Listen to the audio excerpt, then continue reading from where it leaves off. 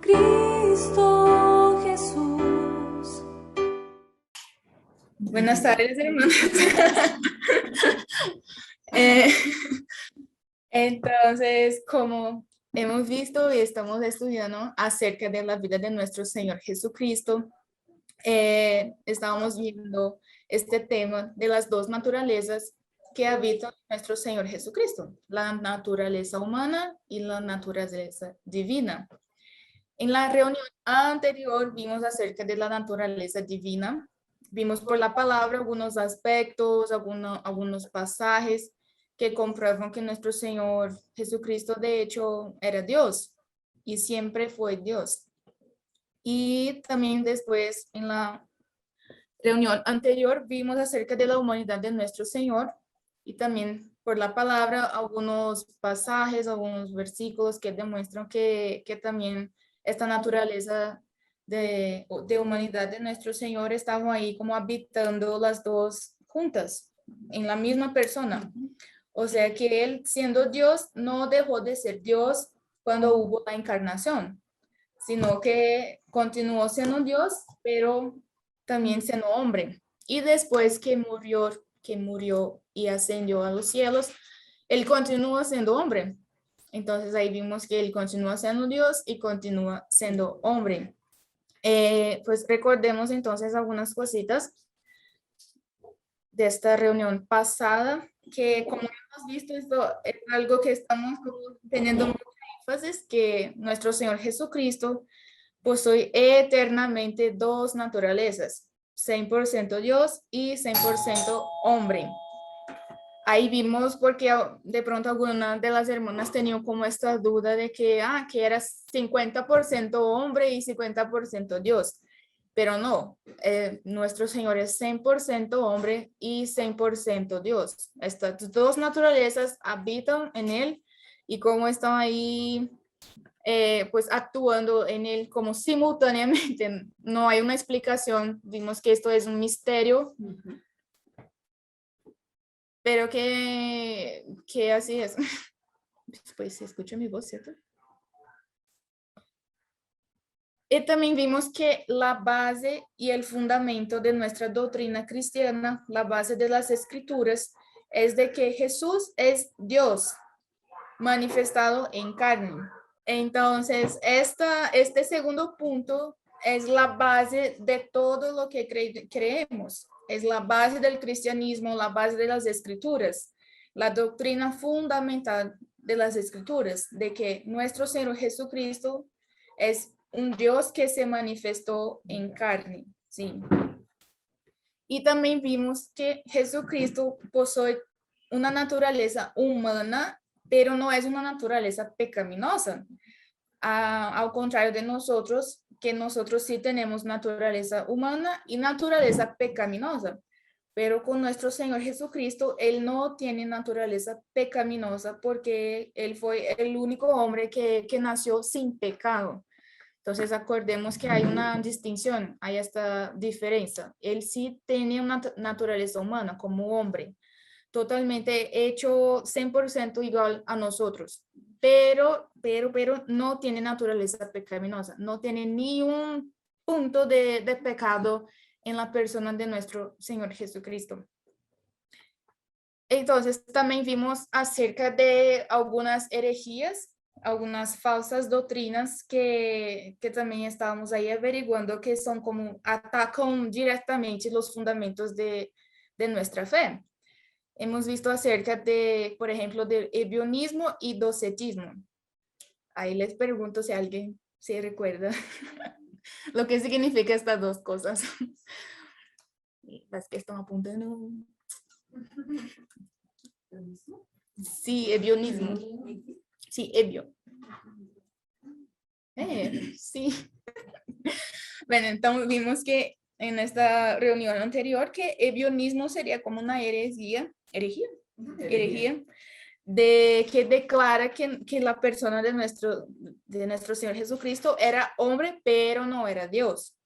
Y docetismo declaraba como al revés, al contrario, que declaraba que Jesús sí era Dios, pero no era hombre.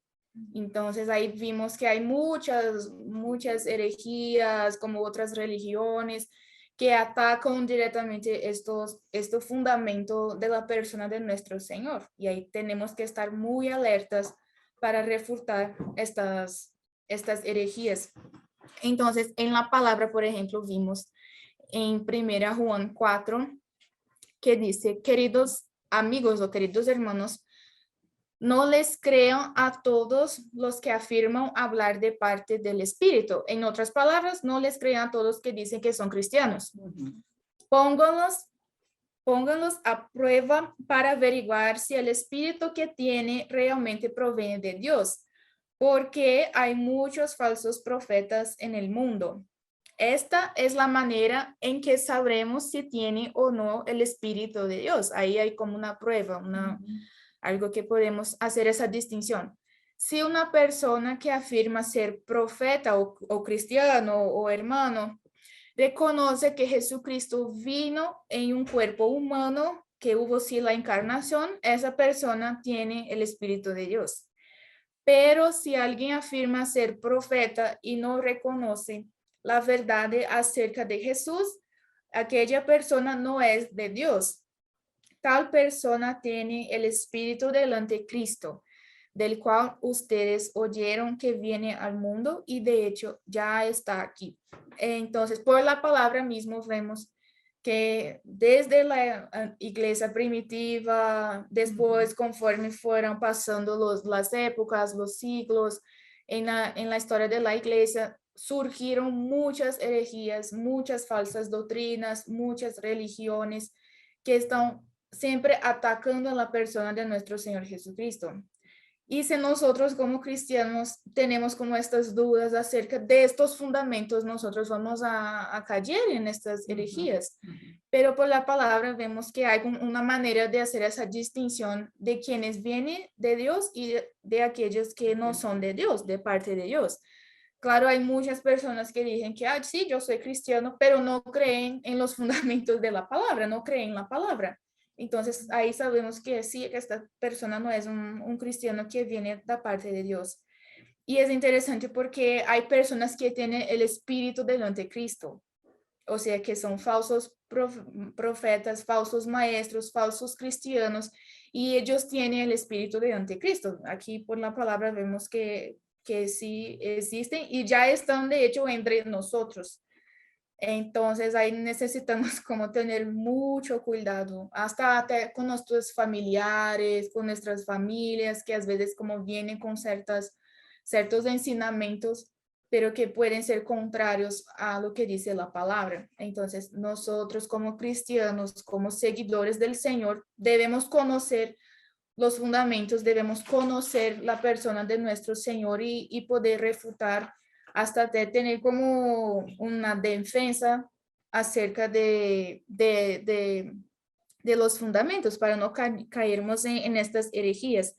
Entonces, es importante sabernos, hermanas, acerca también de cuáles son estas herejías, estas religiones que atacan tanto al cristianismo, porque hay como pequeñitas cosas, pero que son distorsiones que son sutiles, pero ahí están, ahí pues el enemigo como entra a través de estas pequeñitas cosas.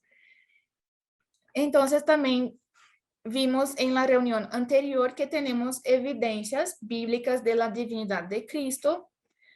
Por la palabra vemos que Cristo, que es la persona de nuestro Señor Jesucristo, es Dios eterno, creador, juez,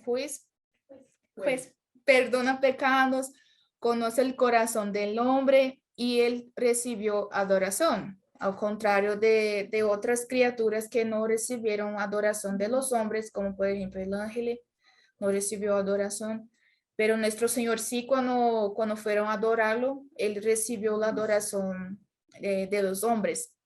Y también vimos que por la palabra tenemos evidencias bíblicas de la humanidad de nuestro Señor Jesucristo, que él tiene como una apariencia de hombre, no es un espíritu ahí, algo muy místico. Él también tuvo hambre, cansancio, sueño, él lloró, fue tentado, experimentó sufrimiento y muchas otras cosas. Estas son como algunas de las cosas que vimos en la reunión anterior.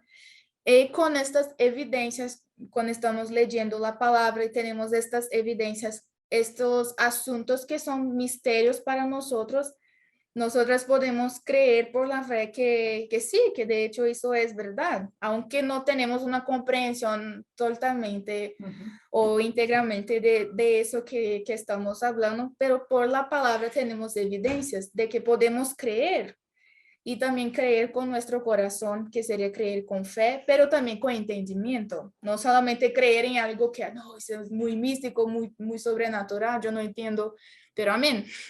No, por la palabra vimos que hay relatos. Sí, hay relatos, hay pasajes. Nosotros podemos leer y, ay, sí, en la palabra tenemos como una base, un firmamento para creer que sí, de hecho, eso es verdad. Aunque yo no comprenda, no tengo otros ejemplos, no puedo ver hoy en día, pero por la palabra puedo creer en mi corazón y con mi entendimiento también.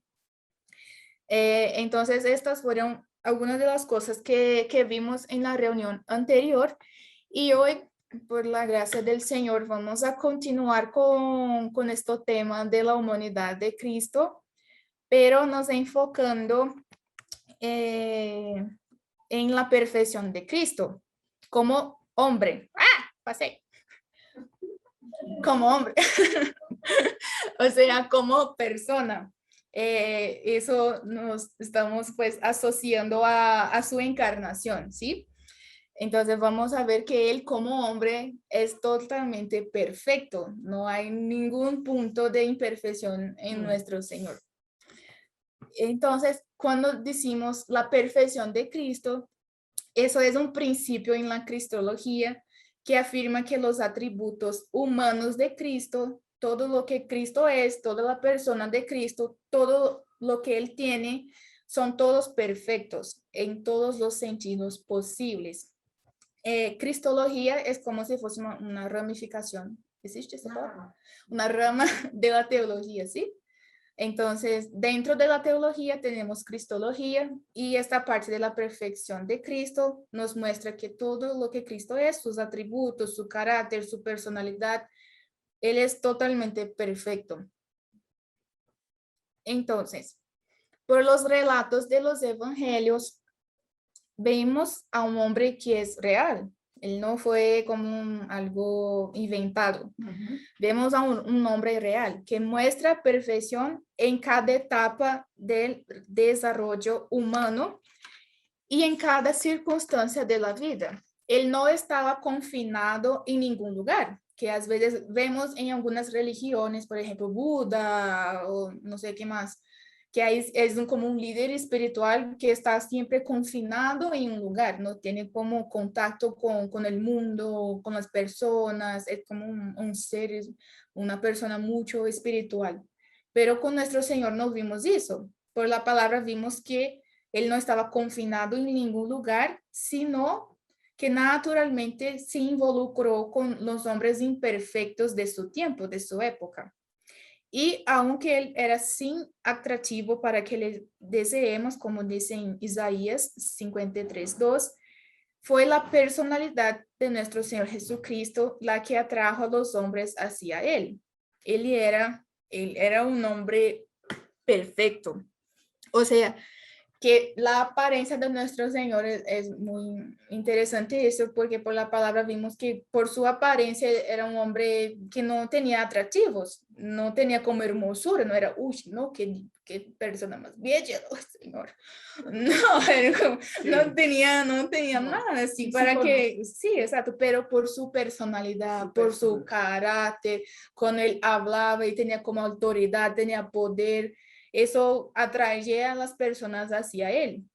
Entonces es muy bonito ver que nuestro Señor no estaba confinado en ningún lugar, pero él se mantuvo perfecto, aún teniendo contacto con las personas pecadoras de su época. Eso pues es algo es muy impresionante. Entonces vimos también en este tema de la vida oculta de nuestro Señor, que él vivió una vida pues ordinaria, ¿sí? Una vida común.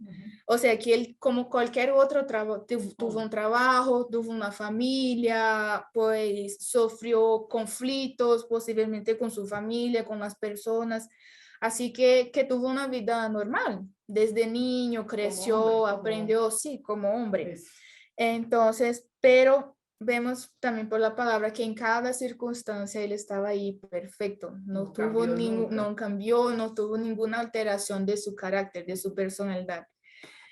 Así que entonces vamos a ver un poco sobre la simetría del carácter de Cristo. Sí, eso quiere decir, no sé si las hermanas conocen la palabra simetría, pero es algo que es perfecto en tamaño, forma y posición de todas las partes. Sí.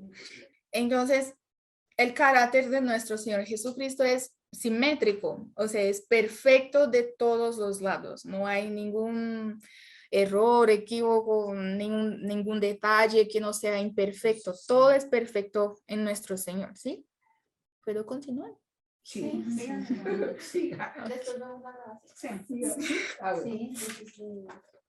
Pero hago una nota aquí ya va adelantando. Entonces, el carácter de nuestro Señor Jesucristo era maravillosamente equilibrado, sin exceso ni deficiencia alguna. Se ha argumentado que en el carácter de Jesús no había fortalezas, o sea, puntos, ¿cómo faléis? Puntos altos, sí. Fuertes, puntos fuertes, no sé. No había fortalezas que se destacaron por el simple hecho de que no había debilidades. O sea, entonces ahí sigue diciendo, las fortalezas presuponen que necesariamente necesita debilidades, pero las debilidades no se le pueden atribuir, no se le puede atribuir a Jesús. En él no había ningún defecto ni ninguna contradicción. Por ejemplo, ahí cuando vemos una persona, hay estos puntos que son fortalezas y hay otros puntos que son debilidades. Ah, pues mi fortaleza es que yo soy buena hablando. Ah, mi debilidad es que yo hablo mucho. Sí, entonces, pero en la persona de nuestro Señor no había como debilidades ni fortalezas. Era solo fortalezas, porque Él es totalmente perfecto. Entonces no había como debilidades para estar ahí comparando. Sí, es algo muy bello.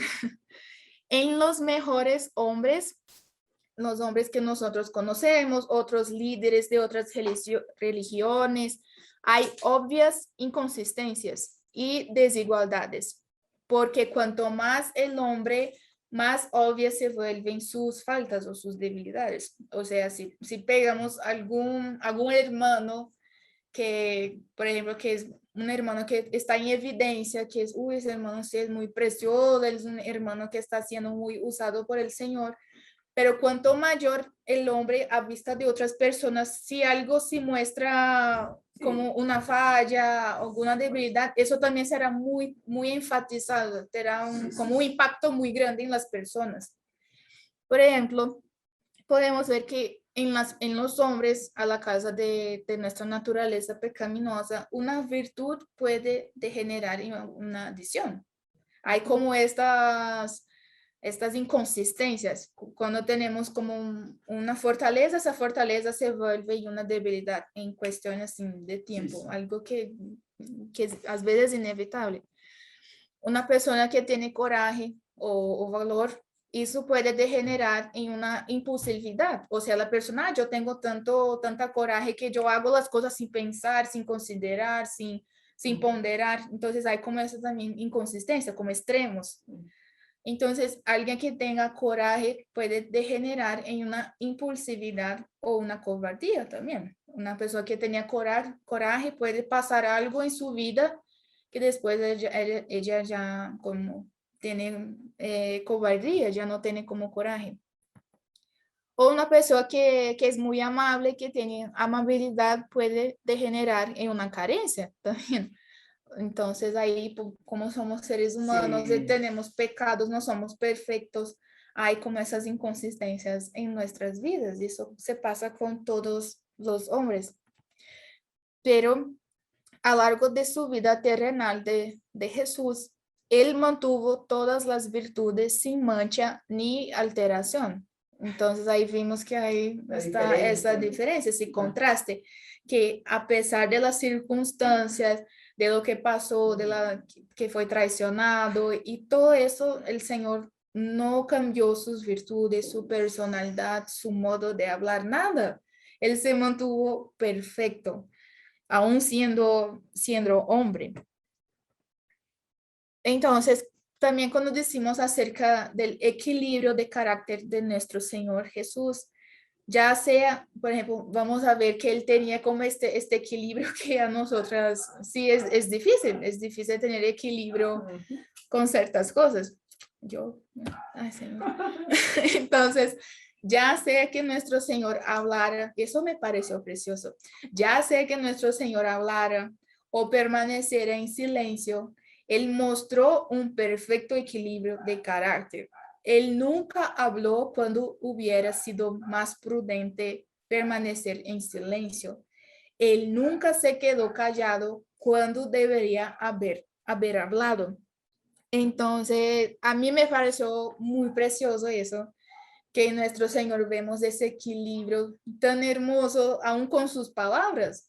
O sea, eso porque yo estaba estudiando y viendo esa diferencia con mi vida, porque sí que yo tengo como una debilidad con eso, que cuando yo necesito estar quieta o callada, yo estoy hablando, y cuando necesito hablar o necesito estar quieta, yo estoy ahí haciendo todo algo al contrario, al revés. Pero con nuestro Señor no es así. Él siempre en el momento que necesitaba hablar, Él hablaba.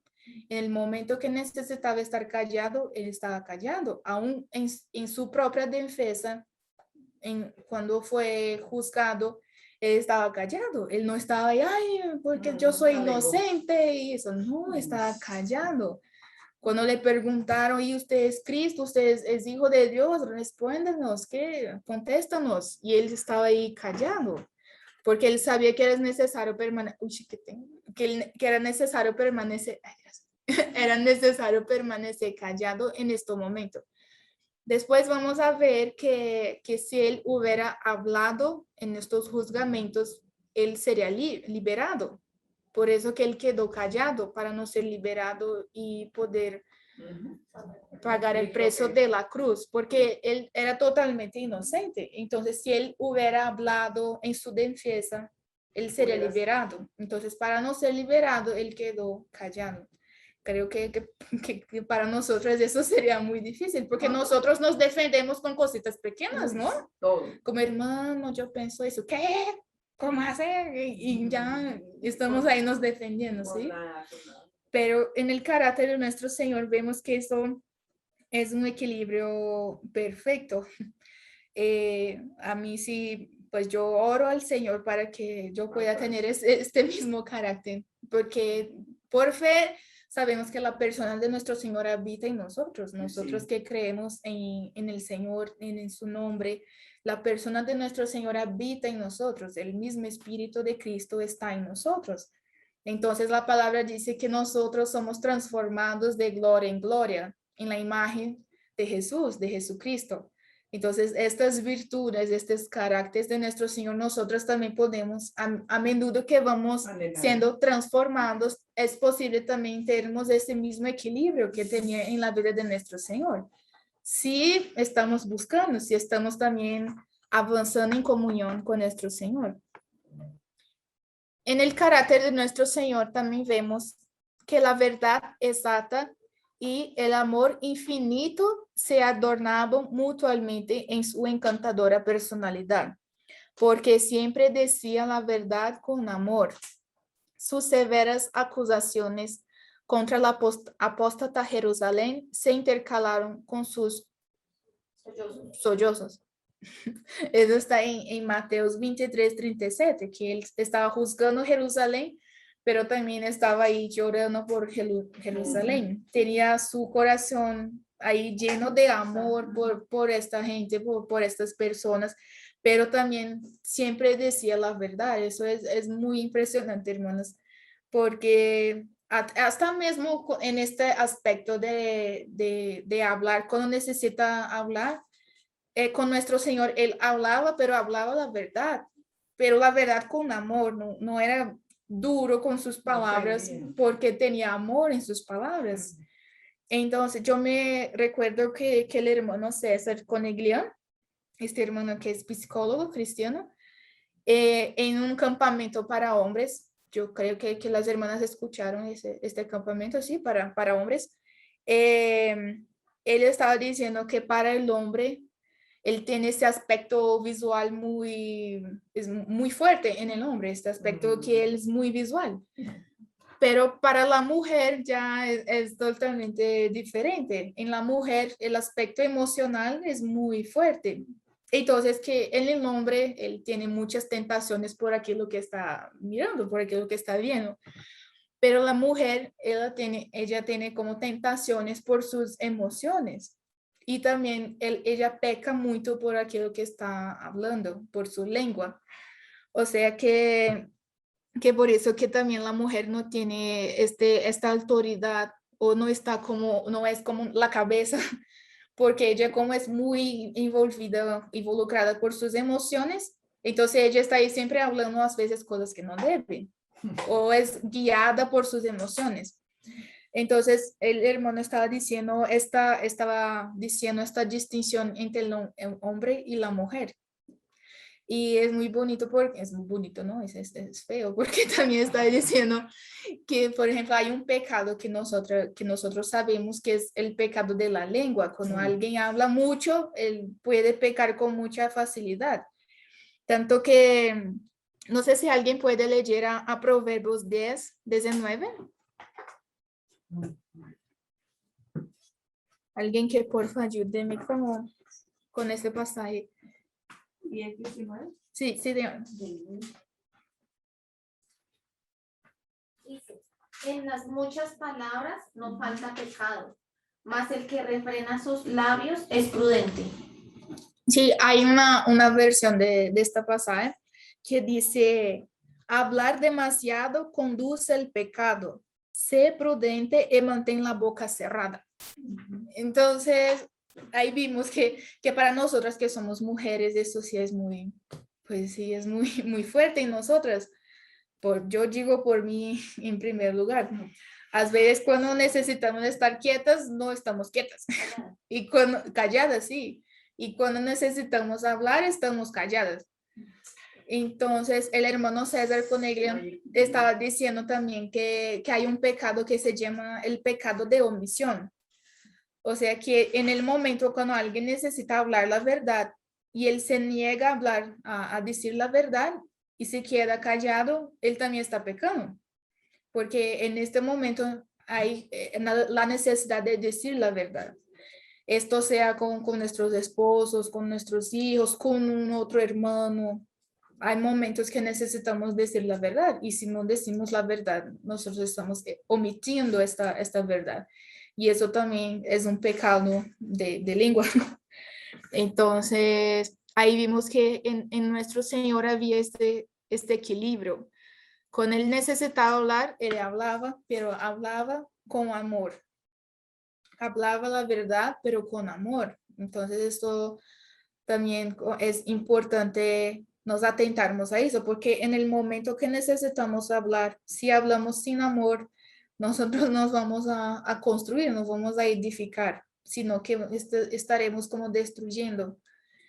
Por eso que es importante, hay momentos que necesitamos orar antes, momentos que a veces necesitamos hablar con alguien, hablar con nuestro esposo, eso es algo que estoy aprendiendo, que hay momentos que necesitamos hablar con nuestros esposos y hay momentos ciertos que necesitamos hablar, porque si yo hablo en un momento que no es apropiado para eso lo va a llevar a la destrucción, no va a edificar en nada, porque estoy hablando fuera de tiempo y no estoy hablando muchas veces en amor. Puedo estar hablando con mis sentimientos así muy, muy hirviendo y, ay, que eso y eso y eso. Y no tiene amor en mis palabras. Eso no va a edificar mi esposo, no va a edificar mis hijos. Entonces, con nuestro Señor aprendemos que Él no estaba callado y Él tampoco estaba hablando demasiado.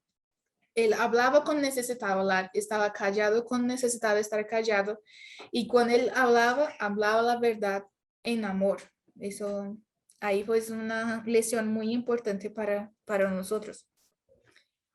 Entonces, yo ahí en este momento yo quisiera preguntarles algo para que no esté solamente yo hablando. Que yo quisiera saber en su opinión, en sus lecturas, que pienso que todas hicieron, ¿sí? En sus, pues bueno, no tiene problema, hermana Cecilia. En su opinión, pues ahí se acuerden de algo mientras estaban leyendo, en sus devocionales, en algún otro tiempo, ¿qué virtud o qué virtudes del Señor Jesucristo para ustedes se destacan más? Entonces, ahí yo les pregunto para que me respondan. La sabiduría. La sabiduría, sí. Oh, sí, apunto. Bueno, El amor. soportar tantas cosas sin quejarse. Sí, sí, sin quejas. Sí, sí, eso. Hay algo que a mí me llama mucho la atención, es que muchos se maravillaban de la autoridad que decían que él tenía. Y nosotros no lo vemos a él gritando ni haciendo show, pero él hablaba y se sentía la autoridad. Entonces, eso Sí. me parece súper bonito. Es bonito. Lo que leí que te había comentado de cuando él fue a los caminos, cuando estaban en los mercados, los capitales, Ujú. que pateó, que se veía que estaba como fuera del pasillo. Dice que no era una rabia como la de nosotros. Más o menos lo que me acordé que quería anotarlo y después Sí. lo encontré.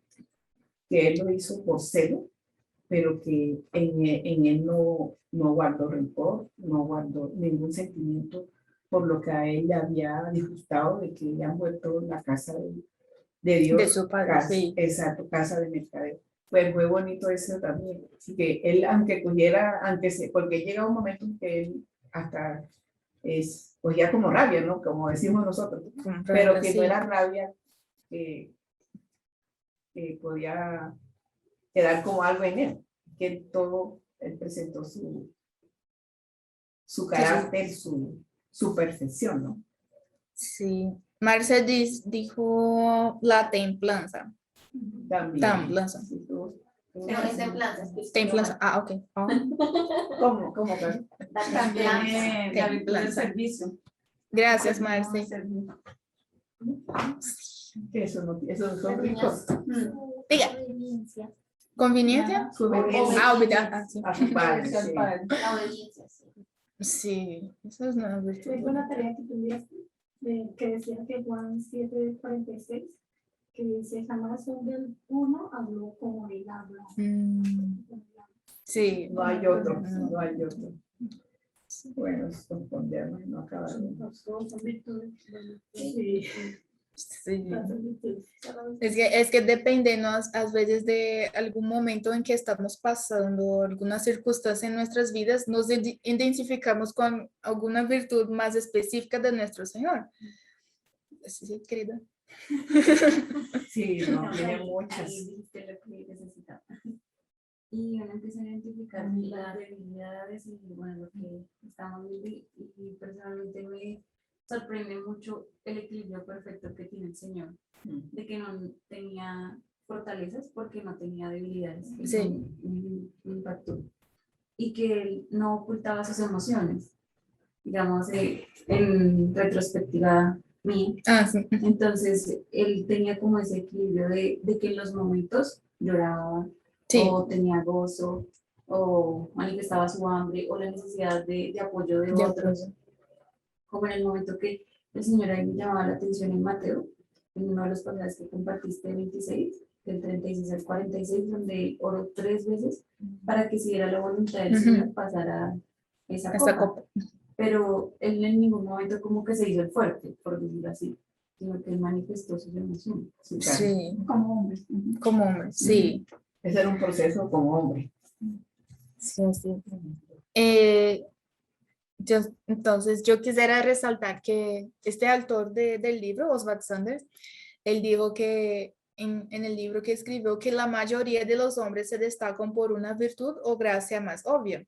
Por la palabra vemos, por ejemplo, que Moisés se destacó por ser un hombre que tenía mansedumbre. ¿Sí? Job se destacó por la paciencia. Juan, el apóstol Juan, se destacó por amor. Pero en nuestro Señor vemos que nosotros encontramos todo. Él tenía mansedumbre, él tenía paciencia, él tenía misericordia, él tenía amor. Él poseía todo. Todas las virtudes encontramos en la personalidad de nuestro Señor. Entonces, también vemos, por ejemplo, aquí en este. Yo quisiera, por ejemplo, destacar algo que dependiendo de algunas circunstancias, nosotros cambiamos algunos aspectos en nuestra carácter. Por ejemplo, como vimos antes, que una persona que tiene coraje, después ella puede tener como cobardía. A veces pasando por alguna circunstancia, alguna experiencia que fue fea, que fue dolorida, él puede como tener esta inconstancia con sus aspectos de su personalidad, con sus emociones. Pero ahí vimos que con nuestro Señor no fue así, no ocurrió así. Entonces, hay algunas circunstancias que por ejemplo, cuando yo leo, sí,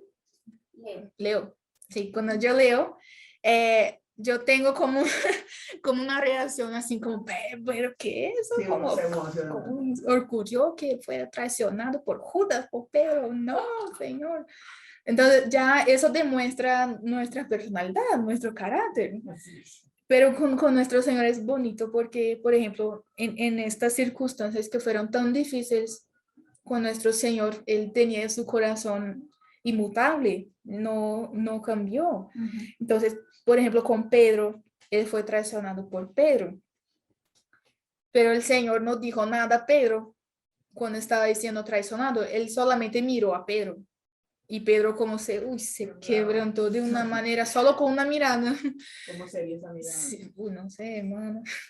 Yo no sé, que la mirada de mi papá, yo ya quedaba como con mi papá. Imagina la mirada de nuestro Señor, es algo que penetró su ser. Pero en algún momento, que pena que interrumpa ahí en esa parte, en algún momento un hermano decía eso, que el Señor no lo miró con una mirada para juzgarlo o como para recriminarlo, sino con tanto amor que Sí. él definitivamente se sintió tan mal, pero era por la mirada de amor del Señor. Sí, sí, no era como una mirada chiquita. Sí, como uno. Una mirada de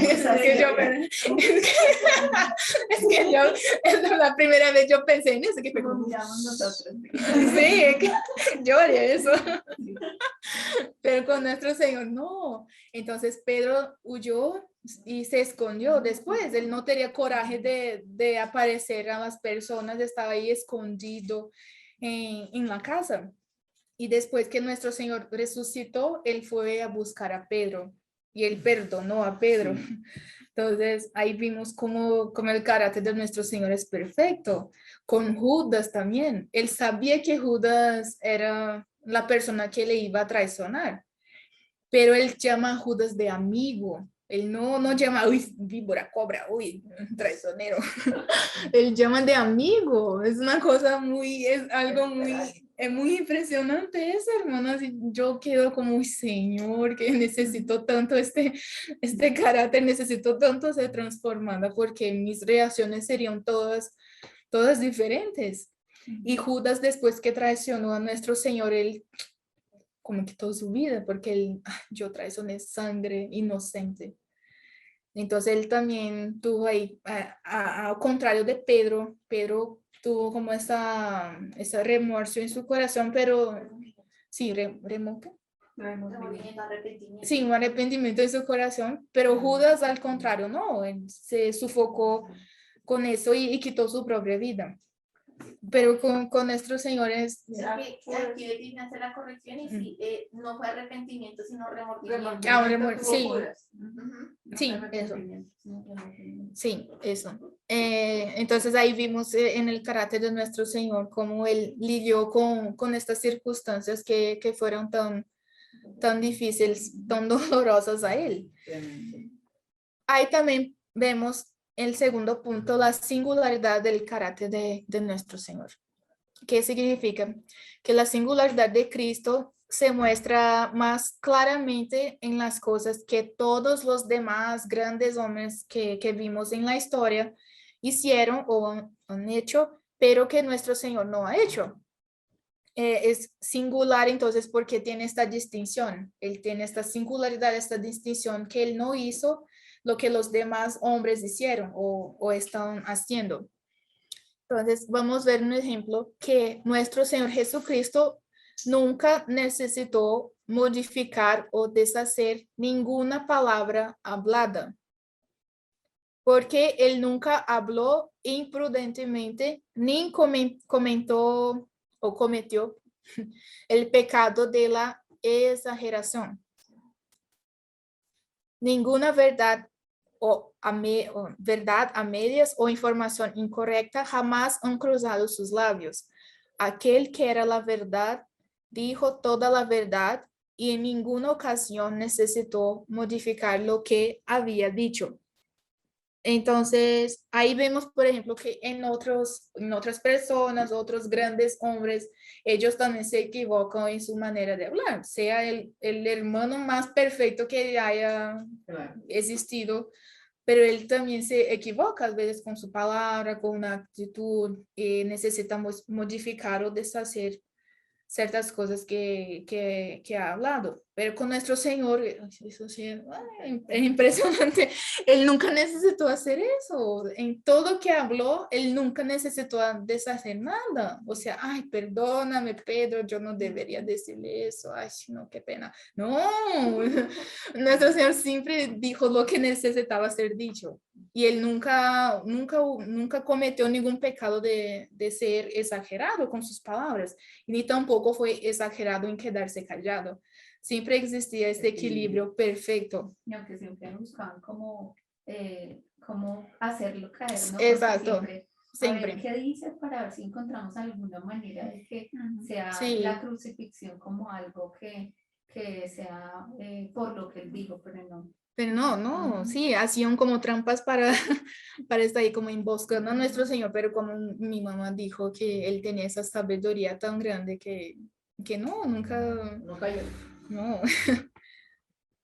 Y también vimos que él nunca pidió una disculpa por ninguna palabra o acción. Cristo nunca hizo nada y nunca dijo nada que requiriera una disculpa de él. Él enseñó a sus discípulos a orar, perdónanos nuestras deudas, pero él mismo nunca pronunció estas palabras refiriéndose a sí mismo, porque él no tenía deudas, ni morales ni espirituales. Sí, entonces él enseñó a sus discípulos a orar al Padre, pero por ellos mismos. Él no enseñó cuando orar y ore por mí estas palabras, o él nunca pronunció para sí mismo estas palabras, porque él no tenía nada de que se disculpara, ni con Dios, ni con los hombres. Entonces esto también es algo bien tremendo. También vemos que él nunca confesó ningún pecado suyo. De labios de Jesús nunca se escuchó ninguna admisión de no haber vivido de acuerdo con las normas más divinas. Por el contrario, él instó a la investigación más cuidadosa de su vida al lanzar el desafío en Juan 8:46, ¿quién de vosotros me prueba que tengo pecado? Así vemos que su vida fue un libro abierto. Nada de que él hizo fue hecho en secreto. Entonces también por la palabra vemos que el Señor no confesó ningún pecado. Él nunca hizo nada, nunca dijo una palabra, ni siquiera una acción, nada, no vimos nada. El Señor se disculpando con alguien o orando, pidiendo perdón al Padre, hasta cuando estaba en el momento con más angustia. Él no confesó nada, tipo, Padre, yo confieso que tengo este pecado, y no, porque no tenía pecado, no tenía nada que disculparse delante del Señor. Él sí vivió de acuerdo con las normas más divinas. Él fue perfecto en toda su vida. Y también vimos que él también nunca necesitó ser aconsejado. En las raras ocasiones en que sus amigos bien intencionados trataron de aconsejar a Jesús, él se negó. Por ejemplo, cuando su madre le advirtió que se había acabado el vino en la fiesta de bodas. Pues no sé si las hermanas se acuerdan ahí en Juan 2, que el vino se había acabado y María le estaba diciendo, Jesús, haga algo, el vino se acabó, mira. Sí, y él como mujer, por favor, no es mi hora. No. Entonces él nunca acató, sí, acató.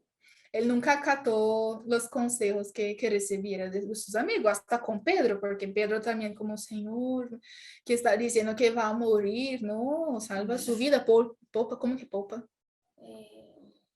No te contesta. Sí, es que no sé.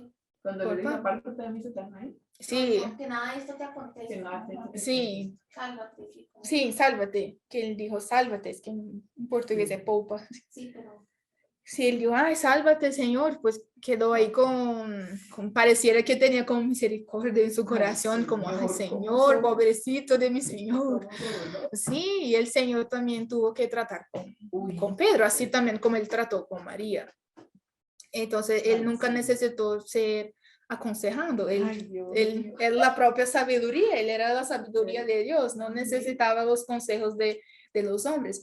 Pero sí, en otros temas vamos a ver que él tenía como su comunión con el Padre. Por un lado, no necesitaba los consejos de los hombres, porque también era lleno del Espíritu Santo y siempre estaba en comunión con el Padre. Entonces, él sabía lo que necesitaba ser hecho, que necesitaba hablar, cuándo, porque él también tenía el Espíritu que estaba ahí guiando a él en todo. Entonces, siempre que necesitaba hacer una decisión, él estaba orando por eso. Entonces, él tenía sus consejos con el Padre, no con los hombres que son, pues, pecadores. Y él también, vimos por la palabra que él también, ay, sí, eso, que él también nunca pidió una oración por sí mismo. Él pidió a sus discípulos, a sus 3 discípulos más cercanos que velaron con él en el Getsemaní, pero que no oraron por él. La oración era por ellos mismos, para que no entraran en tentación. Eso en Mateo 26 y en otros pasajes de los evangelios. Entonces ahí también vemos, por ejemplo, yo me acuerdo que Spurgeon, el pregador Spurgeon, dijo que el suceso de su predicación o de su ministerio era por causa de las oraciones. el éxito de su Sí, el suceso no existe. es otra cosa. Sí, el éxito de su ministerio, de su predicación, era por las oraciones de los hermanos. Pero con nuestro Señor, no, Él nunca pidió una oración por sí. Cuando estaba ahí caminando, discipulando a los discípulos, nunca pidió que oraran por Él. Hasta en su momento de más angustia, él mismo oró delante del Padre. Pero los discípulos no dijo, ay, ayúdenme en oración, oren por mí, ay, necesito. No, él tenía como un corazón de intercesor. Él oraba delante del Padre, pero también oraba por otras personas. Fue el mayor intercesor que existió.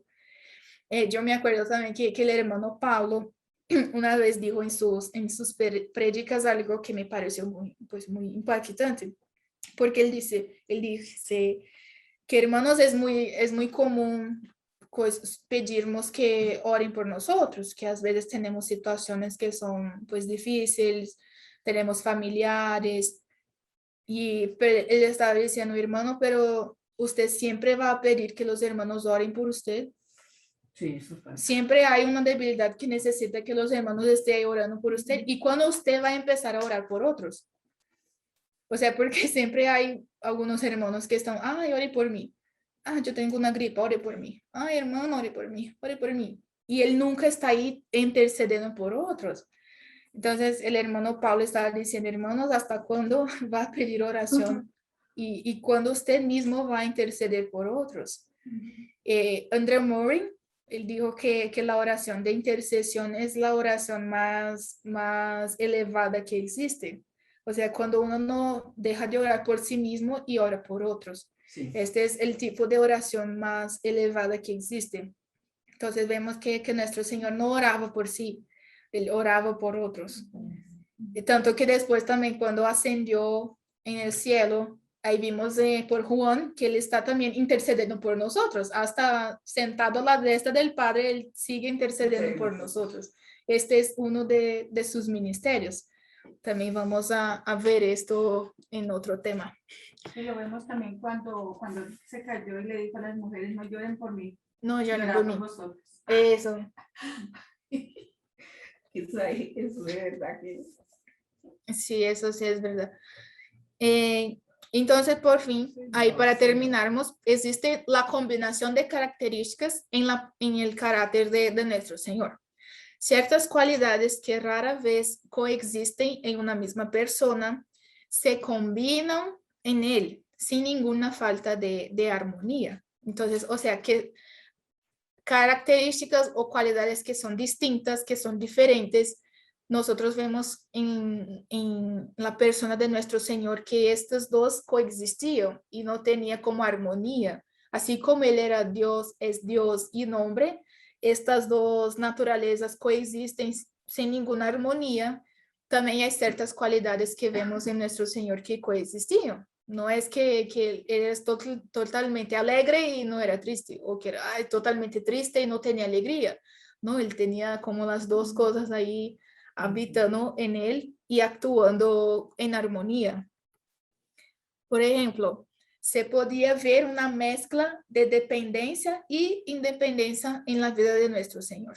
Él exhibió una independencia sublime de los elogios de la multitud. A él no le gustaba estar ahí entre la multitud, pero apreciaba con entusiasmo la comunión de su círculo íntimo de amigos. Entonces ahí vemos como son dos cosas distintas. claro. Que en otras personas vemos que hay como una carencia de los elogios, de estar siempre entre personas, que yo necesito comunión, necesito personas. Ahí vemos que hay como extremos también en muchas personas en este aspecto. Pero en nuestro Señor vemos que Él rechazaba la aprobación de la multitud, pero también anhelaba la comunión de sus amigos más íntimos. Sí. Por ejemplo, cuando Él predicaba en Jerusalén, Él estaba ahí en la multitud predicando, pero después salía e iba hasta Betania.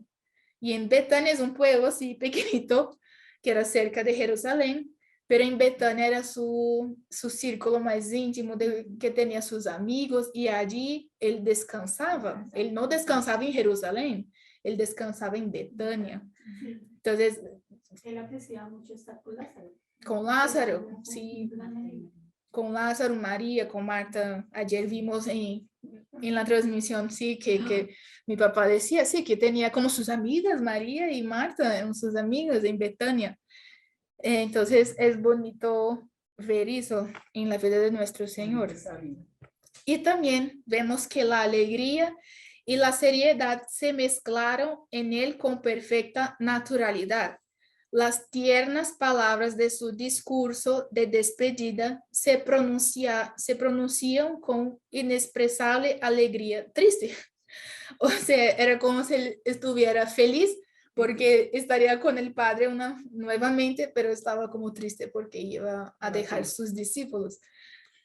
Era un hombre de dolor y quién sabe lo que es sufrir. Eso dice en Isaías 53. Sin embargo, él también fue quien fue ungido con el aceite de la alegría, en Hebreos 1:9. Entonces ahí también vimos como esas dos características que son distintas. A veces, no sé, yo conozco personas que son muy tristes, personas depresivas, o también conozco personas que son muy alegres, siempre están ahí como riéndose de todo y no es un momento de seriedad, mi querida. Sí. Entonces, pero en el Señor había como estas dos cosas así en armonía. Él sabía lo que era sufrir, él sabía lo que era dolor, pero él también fue ungido con el aceite de la alegría. Entonces, el autor del libro estaba diciendo que en la palabra no tenemos como pasajes nos mostrando que él estaba riéndose o habían como bromas con sus discípulos, porque él tenía en su corazón una carga muy grande acerca de la cruz. Entonces, que en su vida no había espacio para bromas, porque estaba como cargado con su misión de morir por nosotros. Pero también podemos como imaginar que él tenía sus momentos que estaba feliz con sus discípulos, con sus amigos.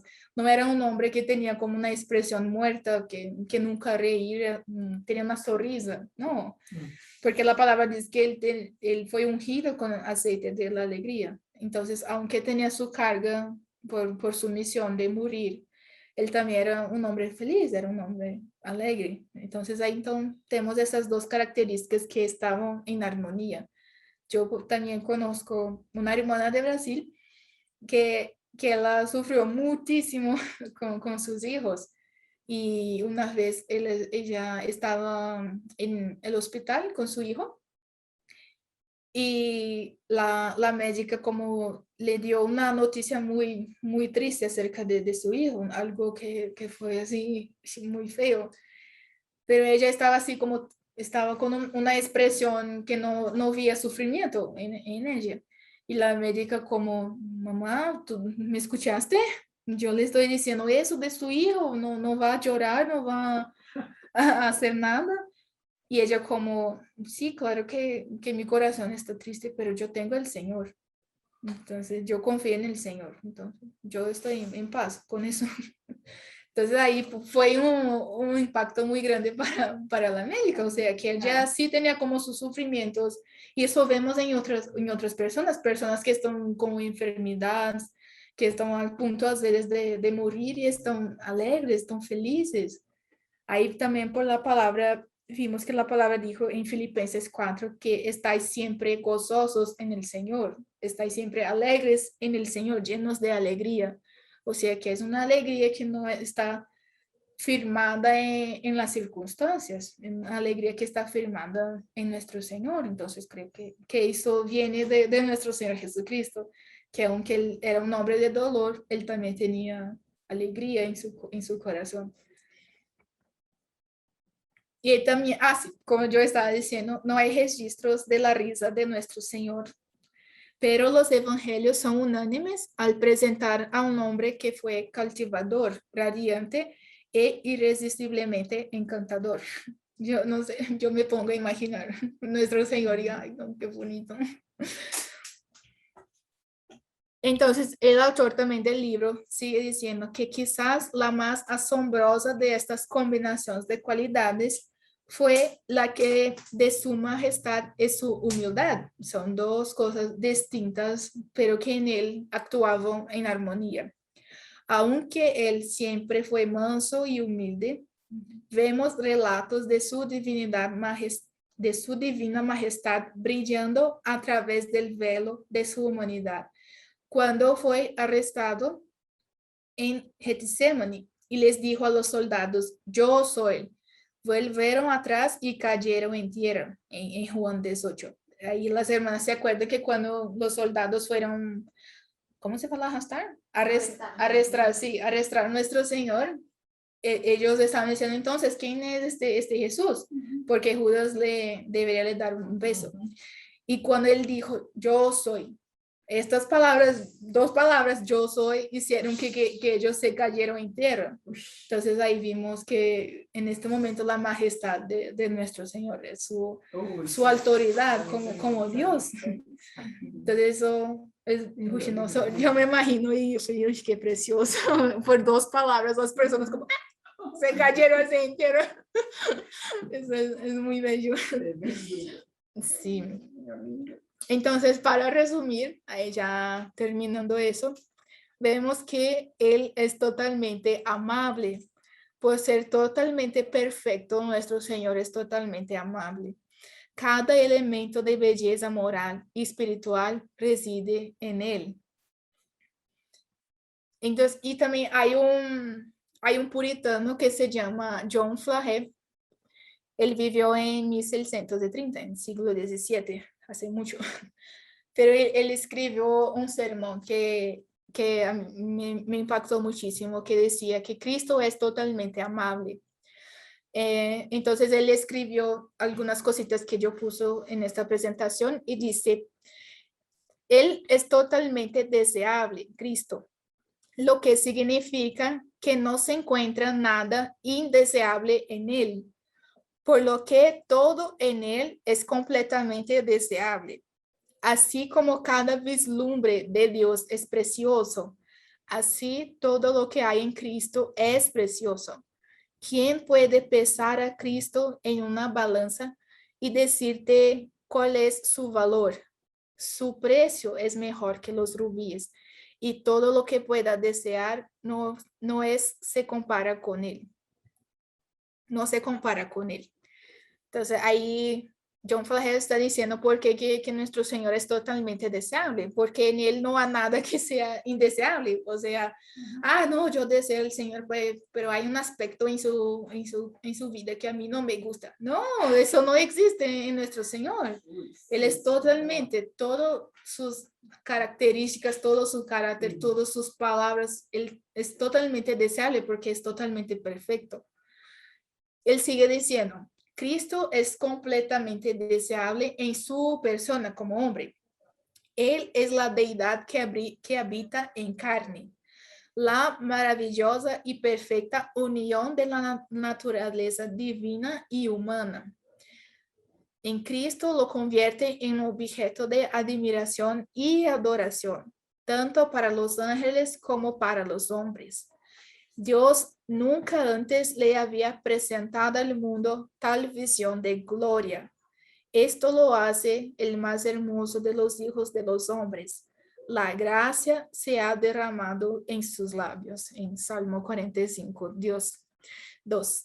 Entonces ahí el John Flagel, este puritano, está diciendo que la deidad como habitó en carne. Entonces no hay algo más glorioso que eso. Esta perfecta unión de la naturaleza divina y humana es algo muy glorioso y eso también lo convierte en un objeto de adoración, de admiración. Los ángeles se prestan. Nosotros también deberíamos nos prestar y adorarlo, como tener esta admiración tan sublime hacia nuestro Señor. Y él sigue diciendo, es Jesucristo totalmente deseable, o sea, para cada una de nosotras, está haciendo esta pregunta. ¿Es Jesucristo totalmente deseable para mí? Por eso les imploro que pongan sus almas en este Jesús deseable. Fuera con estos nadas vacíos, con estas cosas que son vacías. Lejos de este mundo vano y engañoso, que no merece la milésima parte del amor que les da. Deje que todo quede afuera y dé a Cristo primero, el primer lugar. Oh, si supiera su valor y excelencia, lo que Él es en sí mismo, lo que Él ha hecho por ti y merece de ti, no necesitaría nadie necesitaría argumentos para persuadirte de que lo ames. O sea, ahí es una pregunta que debemos hacer a nosotras mismas, hermanas. Y yo con el Señor estoy como orando al Señor que Él se torne ese objeto totalmente deseable para nosotras. Pero ahí se conociéramos esta persona tan gloriosa, lo que Él ha hecho por nosotras, lo que Él es, su persona, su gloria, lo que Él está haciendo ahora por nosotras, que está intercediendo, que es nuestro sumo sacerdote. No debería haber argumentos de personas que miran, tú necesitas amar a Jesús. No debería ser así. Cada una de nosotras ya debería tener este corazón que ame y que anhele al Señor. Así como John Flagel está diciendo, si tú supieras su valor, lo que Él es, lo que Él ha hecho por ti, que merece de ti su adoración, su prostración, su corazón, todo de ti, Él merece todo de ti. No necesitaría mis argumentos, no necesitaría que nadie les dijera esto para persuadir que ames al Señor. Entonces, claro que ahí estamos teniendo este estudio, pero que el Señor nos ayude a cada vez más avanzar en este amor que tenemos al Señor, que podamos cada vez más amar a nuestro Señor, que Él se torne ese objeto deseable para nosotros. Entonces, Bueno, esto sería hoy esto sería todo, hermanos, porque ahí después vamos a seguir con otros aspectos de la humanidad de nuestro Señor. Este fue como una parte y hay otra partecita que ahí vamos a seguir estudiando en la próxima reunión, ¿sí?